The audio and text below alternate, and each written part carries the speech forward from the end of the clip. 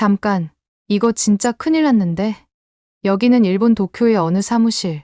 한 여성을 비롯한 여러 명의 사람들이 사무실 안에서 회의를 진행하고 있습니다.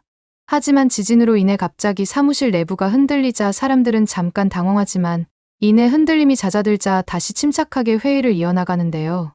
그렇게 회의가 끝난 직후 회의실에서 나온 여성은 아까 겪었던 지진의 정체를 확인하자마자 충격에 휩싸이기 시작합니다. 대체 그녀가 어떤 걸 발견한 건지 함께 알아보러 가실까요? 잠깐, 1초 만에 누를 수 있는 좋아요 버튼만 눌러주시면 영상 제작에 큰 힘이 됩니다. 안녕하세요. 저는 도쿄대학교 지진연구소에서 교수로 일하고 있는 아키라 유코예요. 이제 40대 초반이 되었네요. 최근 일본에서 일어난 미야자키현 지진과 난카이 대지진의 위험, 그리고 후지산 폭발 가능성, 한국과의 연관성에 대해 너무나 걱정이 돼서 이렇게 제 생각을 나누고 싶어 글을 쓰게 되었어요. 먼저 미야자키현 지진에 대해 말씀드릴게요. 지난 8월 8일 규슈 미야자키현 앞바다에서 규모 7.1의 강진이 발생했어요. 그날 저는 외부에 나와서 미팅을 진행하고 있었는데 갑자기 책상이 흔들거리는 게 느껴지기 시작했어요. 아시다시피 일본에서는 지진이 워낙 자주 일어나서 일상적인 작은 지진인 줄 알았는데 알고 보니 진앙지가 도쿄에서 엄청나게 멀리 떨어진 규슈였더라고요. 그 먼 곳에서 발생한 지진이 도쿄에서까지 느껴졌다는 사실이 정말 무서웠습니다. 처음에 기상청은 규모 6.9라고 발표했다가 나중에 7.1로 수정했는데 갑작스럽게 이런 식으로 규모를 상향 조정했다는 사실이 저를 정말 불안하게 만들었어요. 지진의 규모를 정확히 측정하는 것은 저희 분야에서 정말 중요한 일인데 이렇게 오차가 크다는 건 뭔가 특별한 일이 있었다는 뜻이거든요. 게다가 이 지진의 특성이 너무나 특이했어요. 조사 결과 광범위한 지역에서 지진이 감지되면서도 특정 지역에서는 무려 8.0에 가까운 강도의 진동이 관측됐거든요. 연구실에 도착한 저는 데이터를 분석하면서 정말 놀랄 수밖에 없었습니다. 지진파가 마치 파도처럼 지형 전체를 출렁이게 만들었더라고요.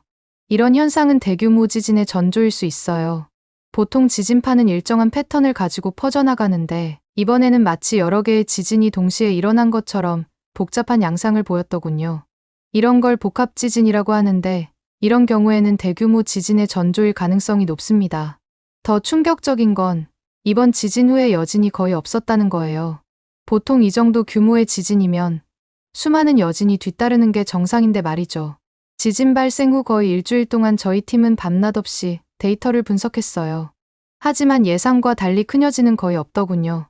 이런 특이한 패턴 때문에 더 큰 지진의 전조가 아닐까 하는 두려움이 저를 삼켰습니다. 특히나 이 지진 이후 일본 기상청이 난카이 해구 지진 임시 정보를 발령했단 말이죠. 사실 이건 정말 전례 없는 일이에요. 제가 연구원 생활을 시작한 이후로 이런 경보가 발령된 적이 없었거든요. 그때 되니 진심으로 현 상황이 얼마나 심각한 상황인지 다시 깨닫게 되더군요.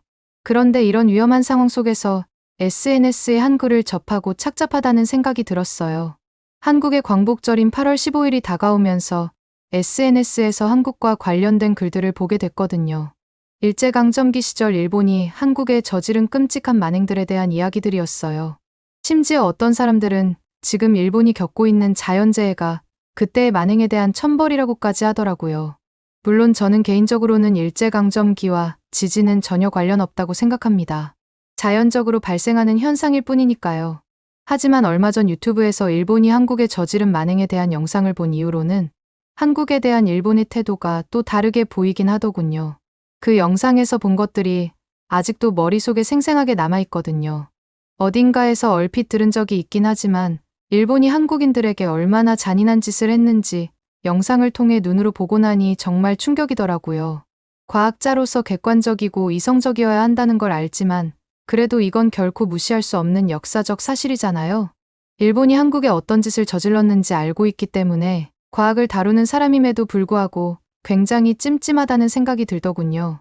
그리고 지금 이 상황을 보면서 과거와 현재가 묘하게 겹쳐 보였어요. 왜냐고요? 과거에 일본 정부가 한국에 저지른 만행을 여전히 속 시원하게 인정하지 않는 태도와 지금 지진과 화산의 위험성을 제대로 인정하지 않고 방관하는 태도가 너무 비슷해 보였거든요. 그래서 정말 마음이 불편하더군요. 일본 국민들의 목숨을 위협하는 이 위험한 상황을 정부가 제대로 인정하지 않고 있다는 점에서 과거나 지금이나 정부의 태도가 별로 달라지지 않은 것 같아 정말 안타까울 따름입니다. 일본 정부가 구체적으로 어떤 태도를 보여주고 있는지는 제가 뒷부분에 좀 더 자세히 말씀드릴게요. 사실 제가 SNS를 보면서 신경 쓰였던 또 다른 글이 있었어요. 그 글은 한국의 타너스님이라는 분의 예언에 관한 글이었는데 여러분들께 꼭 말씀드리고 싶네요. 왜냐하면 타너스님이 일본의 미래에 대해 꽤 충격적인 예언을 남기셨거든요. 우선 그 예언에 따르면 미래의 일본 열도의 상당 부분이 바다에 잠길 거라고 하더군요. 심지어 일본 영토의 3분의 2가 물에 잠겨 많은 사람들이 피해를 입을 거라는 거 아니겠어요? 살아남은 사람들은 주로 한국으로 피난을 가서 난민으로 살게 될 거라는 내용도 있었어요. 솔직히 처음에는 그저 허무맹랑한 이야기라고 생각했어요. 미래를 예언한다는 게 말이 안 되잖아요. 하지만 계속 읽다 보니 왠지 모를 불안감이 들더라고요. 특히 이런 재앙이 일본이 일제강점기를 비롯해서 과거에 한국에 저지른 만행들 때문에 일어날 거라는 부분에서 마음이 무거워졌습니다. 타너스님은 이걸 인과응보의 법칙이라고 설명하셨더군요. 과거에 한국이 일본에 많은 도움을 줬는데 일본이 오히려 한국을 침략하는 식으로 배은망덕한 행동을 했기 때문에 이런 재앙을 맞게 된다는 거죠. 물론 이런 예언을 그대로 믿기는 어려워요. 하지만 동시에 완전히 무시할 수만도 없다는 생각이 들어요. 특히 요즘 일본의 상황을 보면 마치 그 예언이 현실이 되고 점점 맞아 들어가는 것 같아 더욱 찜찜할 따름입니다. 아무튼 이런저런 생각을 하면 할수록 더욱 책임감이 느껴지더라고요. 저희가 지금 직면한 위험을 제대로 알리고 대비책을 마련하는 것이 단순히 과학자로서의 의무를 넘어서 역사적인 책임을 다하는 일이라는 생각이 들었어요. 과거의 잘못을 반복하지 않기 위해서라도 저희는 더욱 열심히 노력해야 된다고 생각해요. 특히나 요즘 관측되는 전조 증상들을 종합해보면 최악으로는 난카이 대지진으로까지 이어질 수 있는 상황이니 더더욱 신경 써야겠죠. 아, 그러고 보니 난카이 대지진에 대해 잘 모르시는 분들도 계실 수 있겠군요.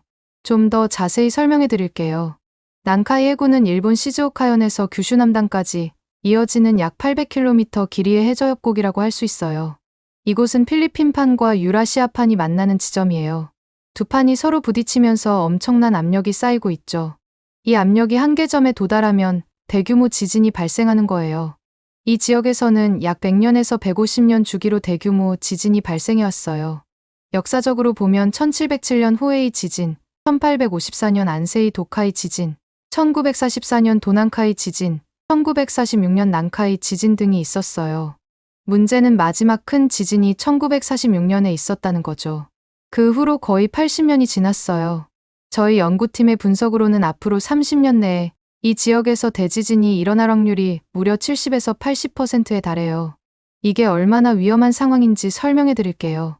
난카이 대지진이 발생하면 그 피해는 상상을 초월할 거예요. 저희 팀의 시뮬레이션 결과를 보면 정말 끔찍합니다. 우선 최대 34m 높이의 쓰나미가 올 수 있어요. 이건 15층 건물 높이예요.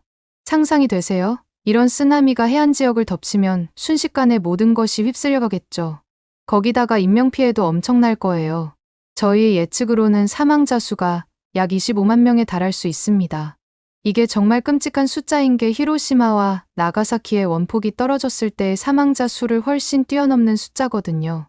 게다가 부상자와 실종자까지 합하면 그 수는 더 늘어날 확률이 매우 높습니다. 경제적 피해도 어마어마해요. 저희 팀의 추산으로는 약 220조엔에 이를 수 있어요. 이 정도면 일본 국내 총생산의 거의 절반에 해당하는 금액이라니까요. 건물과 인프라의 파괴, 산업활동의 중단, 복구 비용 등을 모두 고려하면 이 정도 피해가 예상돼요. 이런 수준의 경제적 손실을 입는다면 일본 경제는 말 그대로 마비될 수도 있습니다. 그런데 이런 심각한 상황에서 정부가 보이는 태도가 정말 답답하답니다. 얼마 전 방제 관련 정부회의에 참석했는데 저희가 제시한 데이터를 거의 무시하더라고요. 오히려 경제에 미칠 영향을 고려해야 한다며 정보 공개를 꺼리는 모습을 보였어요. 국민의 안전보다 경제를 우선시한다니 정말 믿을 수 없었죠. 회의가 끝나고 한 고위공무원과 이야기를 나눴는데 그분이 하는 말이 유코 씨, 이런 정보가 공개되면 부동산 가치가 폭락하고 관광객이 줄어들 거예요. 그럼 저희 경제가 감당할 수 있을까요? 라고 하더라고요. 그 순간 정말 화가 났어요. 경제적 손실을 걱정하느라 수많은 생명을 위험에 빠뜨리는 게 말이 되나요? 그뿐만 아니라 후지산 폭발 가능성에 대해서도 정말 걱정이 돼요. 후지산은 일본의 상징이자 자랑이지만 동시에 가장 위험한 활화산 중 하나예요. 후지산은 300년 넘게 조용했지만 슬프게도 최근 들어 이상 징후가 계속 나타나고 있어요. 작년 여름 후지산 근처에서 일어난 등산객 사망 사건 혹시 아시나요? 당시 화산가스 중독으로 6명이 사망했는데 이건 분명 후지산의 활동이 활발해지고 있다는 신호예요. 화산가스 방출량이 증가했다는 건 지하의 마그마 활동이 활발해지고 있다는 뜻이거든요. 특히 후지산 주변의 후지 고코호수의 수위가 급격히 낮아지고 있다는 최근 보고가 정말 신박해요. 이는 지하에서 마그마의 움직임이 활발해지고 있다는 증거일 수 있습니다. 마그마가 상승하면서 지반을 들어올리고 그 결과 호수에 물이 빠져나가는 현상이 일어날 수 있거든요. 게다가 후지산 중턱에서 관측된 수증기 분출도 정말 걱정되는 부분이에요. 수증기 분출은 종종 화산 폭발의 전조 현상으로 나타나요. 지하의 뜨거운 마그마가 지하수를 데워 수증기를 만들어내는 거죠. 이런 현상이 계속되면 결국 큰 폭발로 이어질 수 있어요. 만약 후지산이 폭발한다면 그 피해는 상상을 초월할 겁니다. 도쿄를 비롯한 수도권 전체가 화산재로 뒤덮일 수 있으니까요. 화산재가 단순히 지저분하다고 위험한 게 아니랍니다. 호흡기 질환을 일으키고 전자기기를 망가뜨리고 항공기 운항을 중단시킬 수 있거든요. 용암류로 인한 피해도 엄청날 거예요. 후지산 주변 지역이 완전히 파괴될 테니까요. 하지만 이건 직접적인 피해만 계산한 거예요. 장기적인 경제활동 중단, 관광산업 붕괴 등을 고려하면 실제 피해는 이보다 훨씬 크겠죠. 그런데 이런 위험 신호들에 대해 경고를 해도 정부는 계속 무시하고 있습니다. 아직 확실한 증거가 없다며 대비책 마련을 미루고 있죠. 하지만 화산 폭발은 한번 일어나면 돌이킬 수 없는 재앙이 될 수 있어요. 미리 대비하지 않으면 너무 늦을 수 있다는 걸 왜 모르는 걸까요? 얼마 전 후지산 주변 지역의 방제 계획을 검토하는 회의에 참석했는데 정말 실망스러웠어요. 대피소 확충, 긴급 수송로 확보, 화산재 처리 계획 등 기본적인 대책조차 제대로 마련되어 있지 않더라고요. 담당 공무원들의 태도도 안일해 보였어요. 아니, 후지산은 300년 동안 조용했으니 앞으로도 괜찮을 거예요 라는 말까지 들었다니까요. 제 귀를 의심할 수밖에 없었습니다. 반면 이런 상황에서 일본 국민들의 반응은 정말 심각하답니다. 특히 미야자키현 지진 이후 사람들의 불안감이 극에 달했거든요. 제가 며칠 전 동네 마트에 갔었는데 정말 놀랄 수밖에 없었어요. 마트 안은 그야말로 아수라장이더군요. 사람들이 생필품을 사재기하느라 정신없어 보였어요. 물, 통조림, 즉석식품은 물론이고 건전지, 휴대용 라디오, 손전등 같은 비상용품까지 순식간에 떨어지더라고요. 한 직원분께 물어보니 아침부터 이런 상황이 계속되고 있다는 거 아니겠어요? 생필품들이 들어오자마자 죄다 품절되는 바람에 본사에 추가 물량을 빠르게 요청했는데도 언제 들어올지는 미지수라고 하시더군요. 그뿐만 아니라 SNS에서는 상황이 더 심각해 보였어요. 생필품들이 다 떨어지는 것뿐만 아니라 ATM 기계에 현금이 다 떨어졌다는 이야기도 있더라고요. 아마 사람들이 현금을 미리 확보하려고 한꺼번에 뽑았기 때문이겠죠. 특히 제가 아까 말씀드렸던 난카이 해구 지진 임시정보가 발표된 지역의 상황은 정말 신박해요. 사람들이 대피소 위치를 미리 확인하고 비상 가방을 준비하느라 분주할 정도니까요. 이런 상황이다 보니 저도 일본 밖에 있는 제 지인들에게 지금은 일본으로 들어오는 걸 피하라고 조언하고 있어요. 실제로 관광업계에서도 이런 영향이 크게 나타나고 있더군요. 며칠 전 기사를 봤는데 그 기사에서 8월 예약의 절반 이상이 취소됐다는 소식을 봤거든요. 하긴 저 같아도 가족끼리 여행 왔다가 지진이나 화산이라도 겪으면 큰일 날 수 있으니 굳이 일본에 오지는 않을 것 같긴 해요. 일본 말고도 다른 갈 곳이 세상에 많으니까요. 이런 거 보면 많은 사람들이 정부와 다르게 위험을 감지하고 대비한다는 걸 알 수 있잖아요. 하지만 동시에 이런 과도한 불안과 공포가 사회에 미치는 부작용도 걱정돼요. 지나친 사재기로 물자들이 부족해지고 거기에 확인되지 않은 소문들까지 빠르게 퍼지면서 혼란이 가중될 수 있거든요. 이럴 때일수록 저희 같은 전문가들의 역할이 더욱 중요해졌다고 생각합니다. 사람들이 혼란스러울 때 최대한 정확한 정보를 제공해서 과도하게 위축되는 걸 방지하고 적절하게 대비하도록 만드는 존재가 필요하잖아요. 반면 요즘 같은 상황을 보다 보면 정부의 대응이 얼마나 미흡한지 다시 한번 느껴요. 국민들이 안전하다고 느낄 수 있도록 제대로 된 정보와 대책을 제시했어야 하는데 그러지 못했죠. 오히려 위험성을 축소하고 은폐하려는 듯한 태도를 보이니까 불안해할 수밖에 없어요. 후쿠시마 원자력 발전소 사고 때도 지금 같은 시기였는데 결국 시간이 지난 지금까지 국민들을 속이고 있었다는 게 계속해서 밝혀지고 있잖아요. 특히 최근 한국의 재난 대응 시스템에 대해 알게 되면서 일본의 부족함을 더욱 뼈저리게 느끼고 있어요. 한국은 드론을 활용한 재난 대응 시스템을 정말 체계적으로 운영하고 있더라고요. 대규모 재난 시 드론을 이용해 신속하게 상황을 파악하고 인명구조에 활용한다고 하더군요.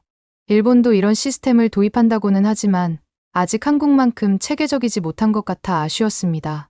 사실 이 부분이 정말 답답합니다. 과거에는 일본이 전점이나 로봇 기술로 유명했지만 지금은 그렇지 않다는 게 현실이거든요. 오히려 전자제품과 로봇 기술은 한국이 더 세계를 선도하고 있다고 볼 수 있죠. 그런데도 일본은 여전히 과거의 영광에 사로잡혀 있는 것 같아요. 정작 재난대응 같은 중요한 분야에서는 첨단 기술들을 제대로 활용하지 못하고 있거든요. 그 이유 중 하나가 너무 아날로그적인 방식에만 매달려 있기 때문이라고 생각해요. 21세기인데 아직도 팩스로 중요한 정보를 주고받고 있다니 믿기 힘드시죠? 이런 아날로그적 방식으로는 빠르게 변화하는 재난 상황에 제대로 대처하기 어려울 거예요. 특히나 지금은 한국이 세계 시장을 주도하고 있잖아요. 스마트폰, TV, 반도체 등 주요 전자제품 분야에서 한국 기업들이 압도적인 1위를 차지하고 있는 게 사실이죠. 일본 기업들은 이제 그 그림자에 가려져 있다고 해도 과언이 아니에요. 이걸 보면 우리가 과거의 영광에 너무 오래 취해 있었던 건 아닌가 하는 생각이 듭니다. 저는 사람의 목숨이 왔다 갔다 하는 재난 대응 기술 같은 중요한 분야에서 이런 격차가 벌어지고 있다는 게 정말 안타까워요. 우리가 한때 가졌던 기술력들이 어쩌다 이렇게 구시대의 산물이 되었는지 모르겠습니다. 이제는 현실을 직시하고 한국처럼 첨단 기술을 적극적으로 활용하는 방향으로 빠르게 전환해야 할 것 같아요. 이대로는 자연재해가 아니더라도 정말 다른 나라들의 기술력에 밀려 경제적으로 파묻힐 수도 있을 테니까요. 반면 한국은 재난 상황에서 시민들이 자발적으로 협력해서 지자체들과 문제를 해결하는 능력이 정말 굉장하더군요. 지진이나 홍수, 산사태 같은 자연재해가 발생했을 때에도 시민들이 서로 도와서 문제들을 해결하던데 이런 모습을 보면 일본도 배울 점이 많다고 생각했습니다. 반면에 저희 정부는 여전히 중요한 정보를 제대로 공개하지 않고 있어요. 최근 50년 이내 난카이 대지진 발생 확률을 80%에서 90%로 정부 내부적으로만 상향 조정했다는 소식을 들었을 때는 정말 놀랐습니다. 이런 중요한 정보를 왜 지금까지 숨기고 있었는지 이해할 수 없더군요. 국민들의 알 권리를 무시한 처사라고 생각해요. 심지어 들리는 소문으로는 일본의 지도층들이 국민들을 안심시킨 이후에 자기들끼리 먼저 일본을 탈출하기 위한 계획을 몰래 짜고 있다는 소문까지 있다니까요. 물론 소문이기는 하지만 지금까지 항상 몰래 무언가 일을 꾸며왔던 정부 측의 행동으로 미루어 봤을 때 전혀 신빙성 없는 얘기는 아니라는 생각이 듭니다. 이런 일본과는 다르게 한국은 엄청난 일을 하고 있다는 충격적인 일화가 한국 전역을 넘어 일본까지 퍼져 있더군요. 큰 파장을 일으키고 있는 이 이야기를 좀 더 자세히 전달해드리기 위해서 제 이야기는 여기서 마치겠습니다. 곰팡이로 뒤덮여 있는 집안과 빗살에 종이 바른 문, 외관은 벽이 파이고 갈라져 곧 무너질 듯 아슬아슬해 보입니다. 그런데 이 집 주인의 정체성을 보여주듯 작은 태극기가 하나 눈에 띄는데요. 그렇습니다. 해당 집에 거주하는 90대 중반의 노인은 6.25 한국전에 참전한 최원규 참전용사로 1950년 6월 25일 전쟁 발발 후부터 정전 때까지 수많은 전투에 참전했습니다. 하지만 현재 그가 사는 곳은 무더운 여름에는 곰팡이가 더욱 심하게 펴 쓰레기장과 같은 악취가 난다고 하며 겨울에는 종이문으로 단열이 되지 않아 동상에 걸릴 듯한 추위를 느껴야만 한다고 전해집니다. 더욱 충격적인 건 한국을 지키기 위해 총을 잡았던 손은 현재 절단이 되어 기본적인 숟가락을 쥐거나 펜을 들거나 하는 등의 일상생활조차 할 수 없는 처참한 상황인데요. 하지만 그는 비록 자신의 환경은 참혹하지만 밖에 나와 지금의 대한민국을 보면 한국전에 참전했던 게 전혀 후회되지 않는다고 이야기하고 있습니다. 요즘 이런 처참한 환경 속에 사는 한국전 영웅들의 소식이 자주 들리고 있습니다. 충격적인 사실은 지금 보이는 이 열악한 환경들 모두가 6.25 참전용사들의 실제 거주지이며 이런 심각한 상황을 국내의 한 기업이 알리며 즉각적인 지원을 하고 있는 것인데요. 인프레쉬, 이 기업은 앞서 언급한 최원규 참전용사를 가장 괴롭혔을 부분인 곰팡이 제거를 위해 벽지 및 장판 재시공 지원과 더불어 그의 일상생활을 위한 손가락 의수 지원을 결정했습니다. 뒤늦게나마 자신에게 보답하겠다고 찾아온 한국 기업을 향해 미소를 지은 참전용사의 모습은 많은 이들의 억장을 무너지게 했습니다. 또한 인프레쉬는 피부암에 걸렸으나 씻지조차 못하는 열악한 환경에 놓인 참전용사를 위해 화장실 개선을 지원하고 생활고를 겪는 참전용사에게 전자제품과 전기세 지원을 하였으며 참전국인 에티오피아를 비롯해 필리핀, 태국에 방문해서 의료, 물품, 금전 지원 등 그야말로 세계를 돌아다니며 지원하고 있습니다. 이에 수많은 외신들이 앞다투어 인프레쉬의 소식을 보도하고 있는데요. 한국의 정체성을 보여주는 기업, 한국은 우리를 잊지 않았다. 기적의 한국인들, 국가를 대신해 나선 기업의 행보에 세계는 열광하고 감사를 표현하고 있습니다. 그리고 지금 이들은 또 한 번의 기적을 전하고 역사를 알리기 위한 시작을 하고 있습니다. 인프레쉬는 최근 6.25 한국전쟁 당시 참전용사들의 간절한 염원이 담긴 서명 태극기 키링을 공개했습니다. 실제 해당 태극기는 경주학도병들이 생사가 오가는 전쟁에 출정하기 전 의지를 새긴 것으로 조국을 위해 희생정신, 17세 붉은 피, 오직 조국에 등의 굳건한 다짐을 보여주고 있습니다. 그리고 인프레쉬는 정말 그대로의 태극기를 구현해냈습니다. 오랜 시간 장인의 손길을 거쳐 디테일한 서명을 구현한 이 키링은 세상에 하나뿐인 특별함과 더불어 역사를 알리고 있는 것인데요. 또한 차키, 휴대폰, 가방 등 많은 한국인들의 일상 속에서 함께 할 수 있기를 바라고 있습니다. 해당 상품은 수익금 일부가 6.25 참전용사 분들께 후원되며 기업명이 아닌 구매한 모든 한국인들의 이름으로 전달된다고 합니다. 많은 관심 부탁드리며 상품의 구매처는 고정 댓글에 남기겠습니다. 대한민국은 큰 발전을 이뤘지만 대한민국을 위해 목숨 바쳐 싸웠던 참전용사분들은 여전히 생활고 속에 고통스러운 삶을 살고 있습니다. 국가를 위해 헌신한 영웅들의 삶이 개선될 수 있기를 바라며 많은 분들의 응원과 관심 부탁드리겠습니다. 오늘의 사연은 어떠셨나요? 오늘의 사연이 마음에 드셨다면 좋아요만 한번 눌러주세요. 1초밖에 안 걸리지만 좋아요를 한번 눌러주시면 더 좋은 사연을 소개해드리는데 큰 힘이 된답니다. 긴 영상 시청해주셔서 감사합니다. 오늘도 행복한 하루 보내세요.